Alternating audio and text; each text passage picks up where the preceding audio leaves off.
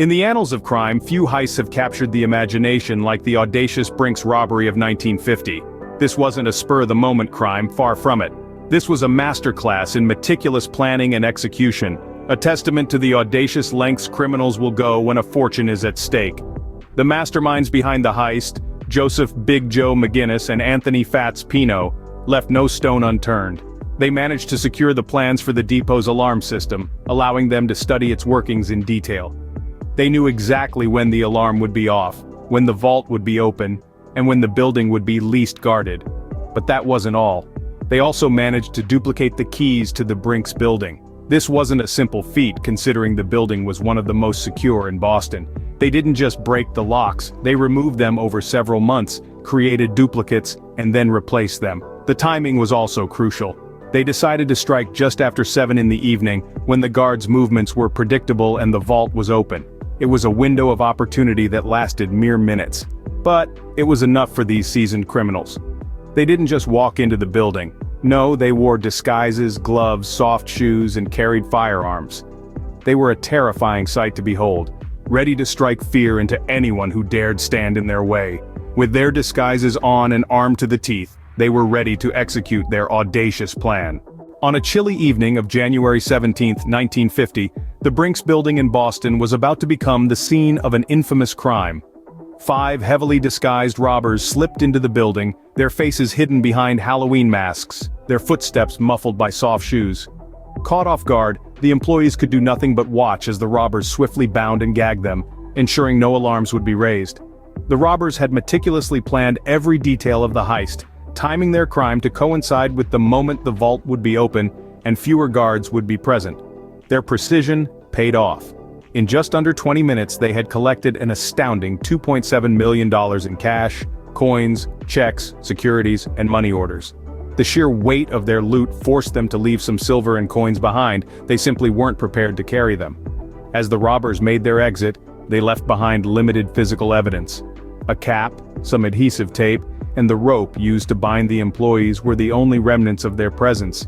These scant clues would prove to be frustratingly insufficient for the investigators who would soon descend upon the scene. In just 35 minutes, they had successfully pulled off the biggest heist in U.S. history at that time. The aftermath of the Brink's robbery was a game of cat and mouse between the robbers and the law enforcement. The law enforcement was left with minimal evidence: a cap, some tape, and a rope. The stolen cash was in small denominations, making it difficult to trace.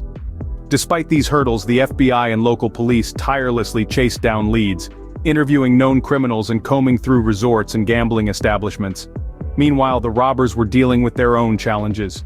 They had made a pact to lay low and not touch the loot for 6 years, hoping to outlast the statute of limitations. However, the pressure and paranoia began to crack their resolve. The first to break was Joseph "Specs" O'Keefe. He felt cheated out of his share of the loot, leading him to threaten to spill the beans. Anthony Fats Pino, fearing exposure, sent a hitman after O'Keefe. But O'Keefe survived, and his survival marked the beginning of the end for the gang. O'Keefe decided to cooperate with the FBI, providing them with the information they needed to crack the case wide open. Just days before the statute of limitations was set to expire, the FBI swooped in, arresting the surviving members of the gang.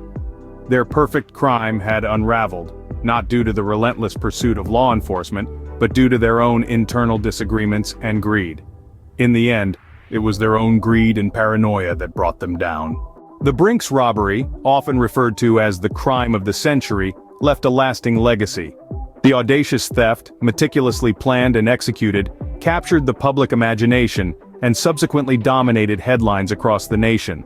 The story was so compelling that it transcended the realm of news and entered popular culture, inspiring no less than 4 cinematic adaptations. The aftermath of the robbery was a tale of downfall and justice. The majority of the gang members were eventually apprehended, just days before the statute of limitations was set to expire. 8 of the 11 involved received life sentences, although all but 1 were paroled by 1971. Joseph O'Keefe, the gang member who ultimately brought about their downfall, served a 4-year sentence and was released in 1960. Yet, perhaps the most intriguing aspect of the Brink's robbery legacy is the mystery that still surrounds it. Despite the extensive investigation and the eventual arrests, a significant portion of the stolen money was never recovered. Of the $2.7 million taken that night, only $58,000 was ever found. The whereabouts of the remaining sum continues to baffle investigators and crime enthusiasts alike, adding a layer of enduring intrigue to the infamous heist. Despite the audacious execution and initial success, the Brink's robbery serves as a stark reminder of the inevitable downfall that awaits those who choose a life of crime.